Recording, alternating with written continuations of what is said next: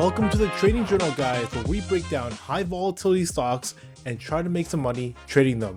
Now, if you're new to the channel, we've been having an amazing month. In fact, this has been our best month of the year so far, where we have taken our small account and try to grow it as fast as possible. In fact, yesterday we had our second biggest green day of the month, where we locked in $3,600. We've been capitalizing on the volatility, staying patient, and shorting the fade. Now, today we didn't really have too much action, and there were a few meaningful stocks, but unfortunately, after the market opened, it gave back all of its gains. And for whatever reason, we couldn't capitalize on it. Whether it was too high of a spread, too high borrow fees, or just the setup wasn't quite right. We could not capitalize on the high volatility today. But that doesn't mean we didn't take any trades. We still ended up with a small green day, and hopefully we can carry this momentum into Friday and end the month off strong. Let's talk about the gappers. Okay guys, let's break down the trades I took today. I only took 2 trades today, the first one being WBUY, and this one was really unimpressive, to be honest. I got chopped out and I ended up going red, even though it did fade back to $1. I'll break it down. This morning, the stock went from 80 cents to about $1.40, and you can see this really big rejection candle. Now, initially, on this push, you can see that the red candles here are almost double in size in comparison to the initial push, and the resistance level for WBUY was in the 135 range. And after this huge rejection, it kind of held this 90 cents area.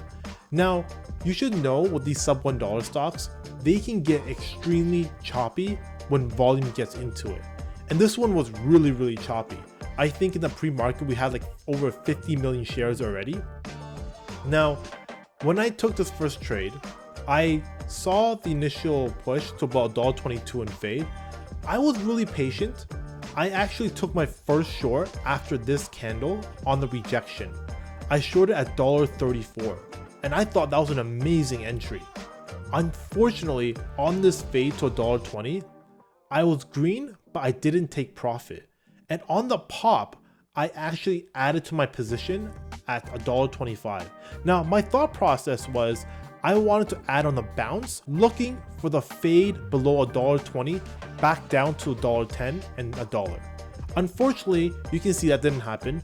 And on this massive green candle, I exited my position at 140. Now, it's really important to respect your risk level, because if you don't, you might get short squeezed all the way to the 160 level, and then the stock will roll over and you just got chopped out and you're gonna be tilted. So I got on the 140s. After this push that took me out, you can see it fade all the way back to $1. But this was my own fault, because typically with these $1 stocks, they tend to be really choppy. And my biggest red days of the month also came from these sub $1 stocks. I have a hard rule: don't trade these $1 stocks, because they burn commissions. They are very choppy, and they're really hard to get a meaningful move out of them unless you go in really big. But if you're gonna go in with massive size on the sub $1 stocks, you also have to be prepared to pay a lot of money in commissions, because these sub $1 stocks take more size for a smaller move for you to make anything meaningful. And unfortunately, I kind of broke my own rule today. This outcome was something that I expected, and I shouldn't have taken it. Even though it rolled over, because I did not expect this kind of move, it was very hard for me to capitalize on it because it chopped me out essentially. So I ended up losing only $165. I think I lost maybe like $600 on this push. I made a little bit of money back on the fade, but it wasn't nearly enough, and I was still red on the day. Now, my second trade and my last trade was WLDS. I was a little fortunate on this stock because I actually had no intention of trading this. I just had my charts open, and I was pretty content going red $165 on the day until I saw this really massive push. I initially wanted to short the 250 because this drop happened so fast. I actually missed my entry. I got filled at $2.33, which kind of works out because the pivot on this ticker right now was in the 230s. So after this fade, I exited my entire position on this drop right here around the $2 level. I got some fill in the $1.90s, but my average exit was $2.01. The reason was because I didn't expect this fade to happen this fast on this much volume. So after this initial fade, I expected the stock to continue to grind back up, and that's why I exited my position. And as you can see, I was wrong. It did fade to about $1.60s, but after that, I mean, this is what I was expecting. It grind all the way back up to 230 and it closed in the 230s. So this is all I traded today. I made about $500 on the scalp, and that's kind of it. There was nothing really moving. I think JEM was another stock that was interesting. This one here was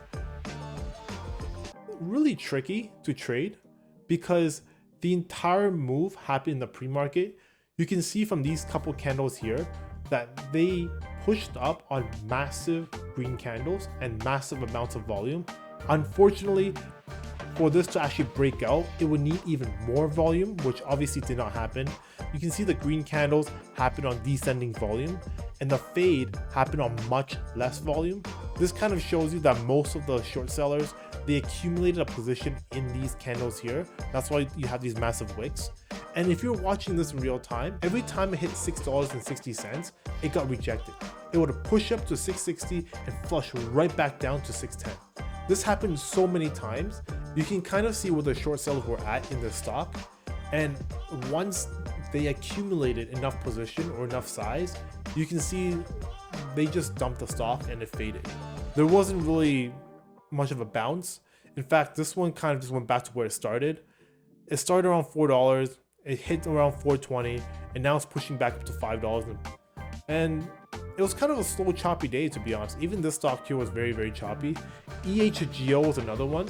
This one made a really impressive move, but I tried shorting this. They wanted $1.50 to borrow the shares, which was absolutely ridiculous. The only clean setup was right here. You can see this grinding up pattern. It's kind of like a spring being coiled up, and then you see a massive push up to about $4.20 and then $5. But it got halted right back down after the initial push on this candle here. And the stock was pretty much dead within 3 minutes. The stock went up from about $2.80 all the way up to $5, and it came right back down in a halt at $3.44. And after that, it faded a little bit more to about 240s. But you can kind of see today was just a very choppy, slow day. Typically, for traders, we like to see stocks going up 100% and then maybe fading back down 50%. This way it gives us enough range for long traders to get in, but also for short sellers to also get in as well. When you see a very concise range and when the stock is just chopping around, you're just going to get chopped up. There is no conviction to either side. There is no strong push, there's no momentum. It's a push and fade, then back up and then back down. It's very, very choppy action, and it makes trading these stocks very, very difficult. So if you're watching this, you have to be very cautious in the market right now, because if you're not seeing a lot of continuation, don't get yourself chopped out. And my mistake was trading WBUY, to be honest. There was no volatility today, and I actually broke my rule and traded a sub $1 stock, which I tend to do really badly on. And even though it faded back to $1, I still went red. So that's all for today, guys. I mean, I wish I had better news, but we're still green, $300. And in a choppy day like this, we'll take the win. Yesterday we made over $3,600. Today is a small day, but we have to take what the market gives us, and hopefully tomorrow will be a better day. Thank you guys for watching, and I'll see you guys in the next one.